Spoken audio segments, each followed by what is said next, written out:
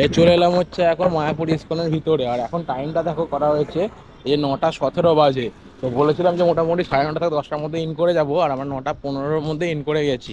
এসে বাইকটাকে রেখে পার্কিং করে দিয়ে আর এখন যাচ্ছি হচ্ছে মন্দিরের ভিতরে, হেঁটে হেঁটে যাচ্ছি। তো সকালে গিয়ে ভিতরে খাওয়া দাওয়ার জন্য যে কুপনটা নিতে হয়, অ্যাকচুয়ালি কুপনটা কেটে নিতে হবে, কুপন নিয়ে দুপুরে প্রসাদের জন্য অ্যাকচুয়ালি। তো চলো ভিতরের দিকে যাই। আর এদিকে রোদের গরম প্রচুর।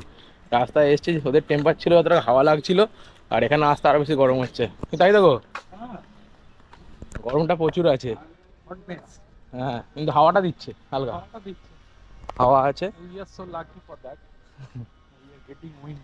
কিন্তু এই তখন সকাল 9টা, এরপর 11টা বাজলে কি হবে? Oh, doesn't matter. গতকাল দিল্লি টেম্পারেচার দেখেছো? টেম্পারেচার 51.9। এগুলো কি সবই কি খাবার দাওয়া এগুলো নাকি? হ্যাঁ? এগুলো কি সবই খাওয়া দাওয়ার জায়গা করেছে? সবই খাওয়া দাওয়ার জায়গা, খাওয়াটাই তো আসল। খাওয়া দাওয়া খাওয়া ছাড়া থাকার চলছে জন্য মনে হচ্ছে ইস্কনের ভিতরে, যারা ভিতরে থাকে তাদেরও এগুলো সবারই ব্যবস্থা যারা রুম নেই। চলো ভিতরের দিকে যাওয়া যাক। আর এদিকে সবাই এগুলো থাকার জায়গা, রুম, যারা ইস্কনের ভিতরে থাকে রুম নেয় না তাদের এগুলো।